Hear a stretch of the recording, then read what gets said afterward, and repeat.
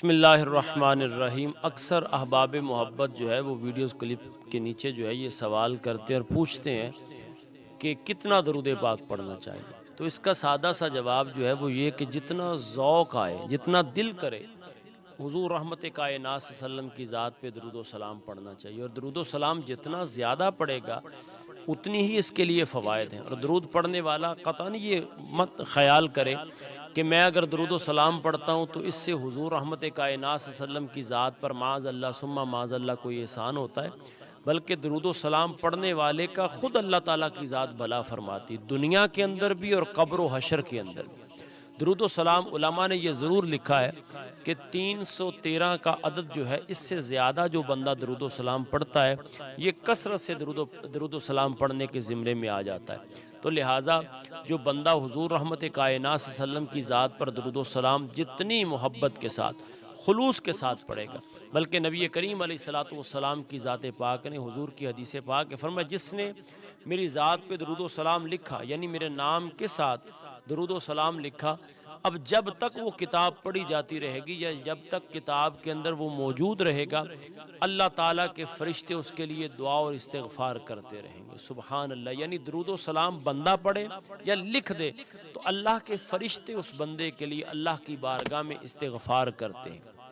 کتنا خوبصورت وظیفہ ہے درود و سلام کا کہ نبی کریم علیہ الصلوۃ والسلام کی ذات پہ درود پڑھنے سے بڑی خوبصورت بات کسی نے سادہ سی کی، اس نے کہا درود پڑھنے سے ثواب ملتا ہے اور سلام پڑھنے سے جواب ملتا ہے۔ تو جس دن تصور کیجئے کسی ایک دن حضور رحمت کائنات صلی اللہ علیہ وسلم نے فرما دیا وعلیکم السلام، اے میرے غلام تجھ پر بھی سلامتی ہو، تو میں یہ سمجھتا ہوں کہ میں کیا اور ہم کیا، ہماری 7 نسلوں تک اللہ کا کرم ہو جائے گا۔ حضرت سیدنا فاروق اعظم رضی اللہ تعالیٰ عنہ مراد رسول،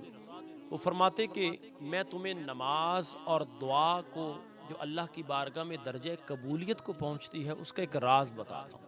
فرمایا دعا اور نماز زمین و آسمان کے درمیان معلق رہتی ہے اتنی دیر تک جب تک رسول اللہ علیہ السلام کی ذات پہ درود و سلام نہیں پڑھا جائے۔ یعنی انسان درود و سلام پڑھے دعا سے قبل اور دعا کے بعد تو اللہ تعالیٰ اس کی دعا کو پر لگا دیتا ہے، وہ اللہ کی بارگاہ میں درجہ قبولیت کو پہنچ جاتی ہے۔ سبحان اللہ۔ اور حضرت مولا کائنات کرم اللہ وجہ الکریم کی ذات پتہ ہے کیا فرماتی؟ آپ فرماتے کہ جو بندہ چاہتا ہے کہ اس کی نماز بھی اللہ کی بارگاہ میں اور دعا بھی اللہ کی بارگاہ میں درجہ قبولیت کو پہنچ جائے، یعنی اس کے اندر کوئی کمی پیشی ہے تو اللہ اس کو بھی دور فرما دے اور پورا کر کے اس کی دعا کو اور اس کی نماز کو اللہ تعالیٰ قبول فرمائے، اسے چاہیے کہ حضور رحمت کائنات صلی اللہ علیہ وسلم کی بارگاہ میں درود و سلام پڑھے۔ نماز میں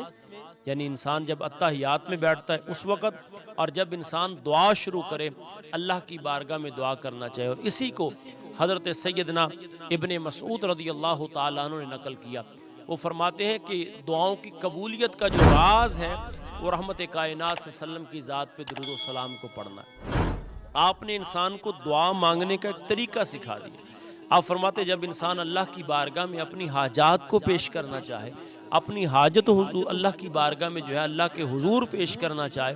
تو سب سے پہلے وہ اللہ تعالیٰ کی حمد اور ثنا کو بیان کرے، اس کے بعد نبی کریم علیہ السلام کی بارگاہ میں